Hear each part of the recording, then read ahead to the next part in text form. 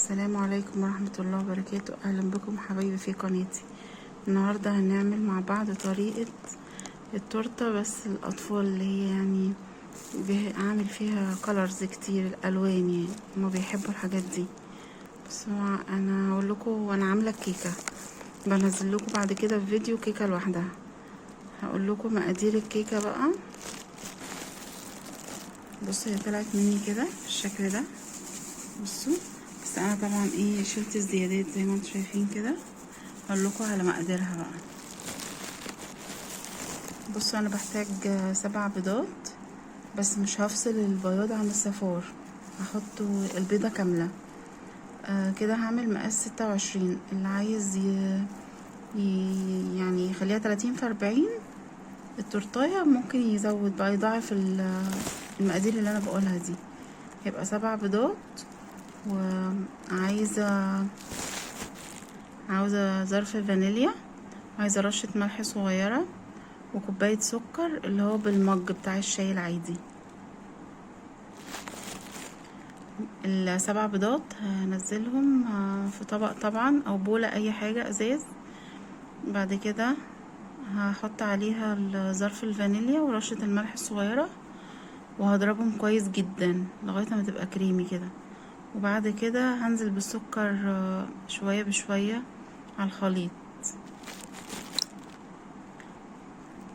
هضربها حوالي من 25 يعني من 20 دقيقة ل25 دقيقة، لغاية ما تبقى القوام بتاعها متماسك يعني. بعد كده هبقى عايزة 2 الا ربع كوباية برضو بالمج اللي انا عايرت بيها السكر، دقيق، وعليه معلقة بيكنج باودر، وعليها برضو معلقتين نشا بس. وهنزل على الخليط اللي احنا عملناه بتاع البيض والفانيليا والسكر لغاية ما قوام يتقل خالص خالص. بعد كده هجيب صينية 26، عشان قلت دي المقادير. اعمل صينية كيكة اسفنجية او كيكة التورتة يعني مقاس 26. بعد كده هدهنها بالسمنة واحط عليها، ابطنها كده بالدقيق، والدقيق الزيادة انزله منها بس. واحط الخليط واخليها ساعة الا ربع في الفرن على الشبكة اللي في الوسط. وهختبرها بقى بخلة كده عشان اشوفها بقى استوت ولا لا بعد ساعة الا ربع. بس هتطلع بالشكل اللي انا بقولك عليه دي. بصوا اسفنجية والله جميلة جدا. بصوا بقى عايزين عشان التزيين، بصوا عايزة، بصوا الحاجات دي من عند بتاع الحلويات. بصوا الحاجات دي من عند بتاع الحلويات كده. بصوا الاشكال دي، طبعا ده كريز انتوا عارفينه، والبسكويت اللي زي ده. بصوا انا عامله سيرم عشان اسقي بيه الكيكه. السيرم ده كوبايه سكر على نص كوبايه ميه. بصوا القوام بتاعه كده تقيل كده. بصوا هسقي بيه الكيكه. وعايزه ربع كيلو كريمه، اللي هو كريم شانتيه ده. ممكن تجيبوها اللي بيحب مسكره يعني يجيبها بالسكر، بس احسن تجيبوها من غير سكر. ممكن انتوا تزودوا سكر باودر معلقه معلقتين حسب ما انتوا عايزين يعني. هنعمله مع بعض برضه. تعالوا نبدا بقى، بسم الله الرحمن الرحيم. تعالوا نعمل الكريم شانتيه، وعايزه معاه نص كيلو لبن بخيره. تعالوا نعمل مع بعض الكريمه بتاعه التورته. كده عايزين نص كيلو لبن بخيره، وعايزه ربع كيلو كريم شانتيه. لو هتجيبوه اللي هو من غير سكر يبقى هتزودوا 4 معالق سكر باودر. لو هتجيبوه اللي هو بسكر يبقى خلاص ما تزودوش سكر. يلا مع بعض نشوف هنعمل ايه. كده انا حطيت اللبن على الكريم شانتيه، هنعمله بالمضرب. كده هنضربه بالمضرب.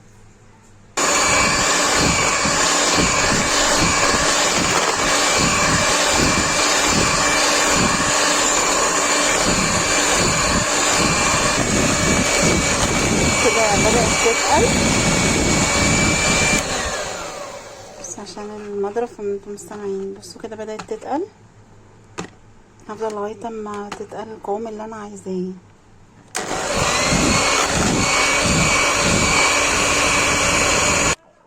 كده الكريمة تقلت كده، قوامها بقى كويس كده للتورته.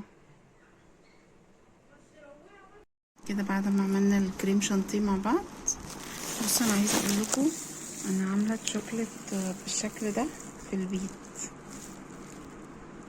بصوا تجيبوا قالب الشوكليت دريم اي حاجه او من عند بتاع الحلواني، وبعدين تسيبوها شويه يعني مش تسيح بس تبقى طريه شويه، وبالمبشره تبشروها يبقى تطلع الشكل ده، تبقى جميله جدا يعني. انا دلوقتي انا عامله الكيكه نص نص ونص، نص شوكليت ونص فانيليا بس.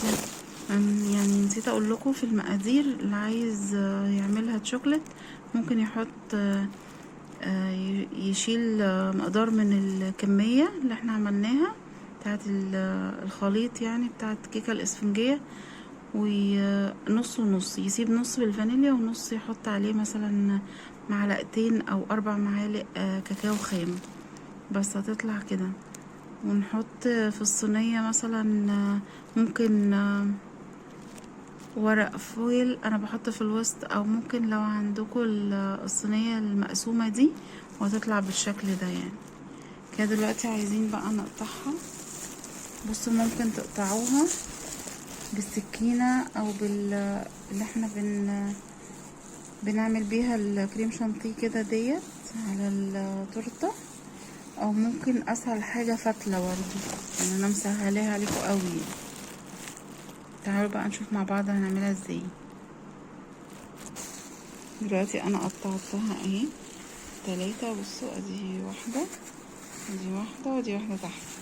بصوا بقى هشيل اول واحده كده، بصوا بس هعلم كده، بصوا عشان اجيبها مكانها تاني بالشكل ده. هشيلها كده،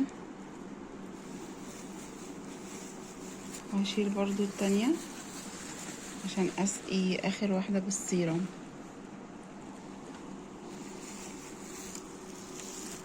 بصوا كده اجيب السيرم كده بالشكل ده اهو. بصوا كده هسقي كده بقى،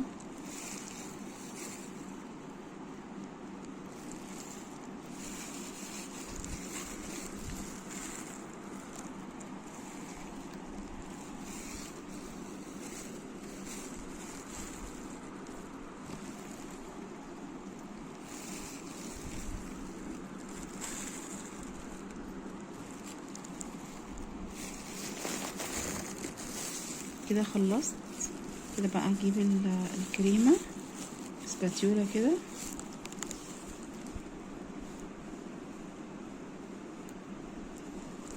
كده بالشكل ده. كده دلوقتي انا عملت النص بالفانيليا. هجيب بقى كده، هجيب معلقتين كاكاو خام، وهاخد عليهم كريم شانتيه واقلبهم كويس، واحطهم على الجنب ده بتاع الشوكولات. كده حطيت الكريم شانتيه على معلقتين الكاكاو الخام، وهقلب كده يبقوا خليط مع بعض عشان احطها على نص التورته. كده الكريمه بالشكل ده. كده هنحطها بقى على الجنب التاني من التورته.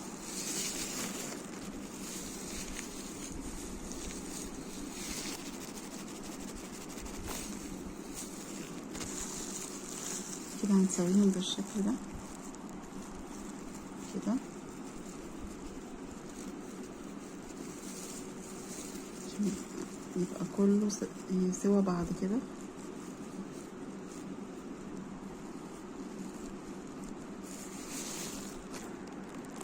كده نجيب بقى تاني واحدة منها، واشوف زي ما قلت لكم كده احطها بالظبط عشان ما تطلع زي ما هي. كده هنسقي بقى اخر طبقة سيرام كده،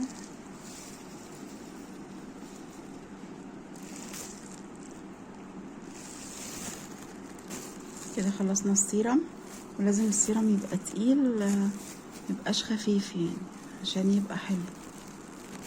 كده بقى نحط الكريم شانتيه.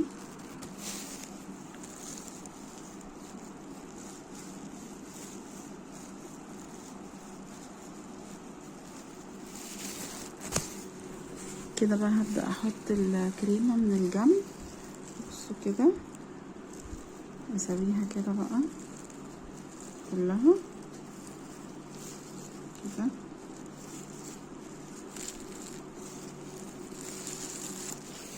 بصوا كده، انا كده بحاول كلها الجناب اغطيها كريم شانتيه عشان ما تبقاش الكيكه باينه خالص. كده انا خلصت التورته كلها من الجنب ومن فوق. هجيب بقى واحد زي ده او القمع السيليكون براحتكم. ودلوقتي بقى هزين التورته من فوق. تعالوا نزين الجناب الاول. هقول لكم فكره حلوه جدا. دلوقتي احنا هاتوا ورقه كراسه عاديه واتنوها زي ما انا عاملاها كده، اتنوها من الجنب ده وده وتالت جنب، وسيبوا الجنب الرابع ده مفتوح كده. هقول لكم طريقه حلوه جدا بجد تزوقوا الجنب بيها. بصوا احنا هنجيبها كده ونحط طبعا اللي احنا هنزين بيه ده شويه كده. بصوا كده بالشكل ده. دي طريقة سهلة جدا على فكرة، وهنبدأ ننفخ فيه كده كده بالشكل ده. دلوقتي هنفخ. بصوا كده، بصوا اسهل وهتخلصوا بسرعة. بصوا كده انا عملت جنب اهو سكر ملون، وبعد كده جنب الشوكليت وحطيت شوية شوكليت فوق كده. بصوا انا جايبه برضه كابون كده. وكده حبايب التورته بعد ما خلصت، بعد ما خلصت التزيين. وايه رايكم؟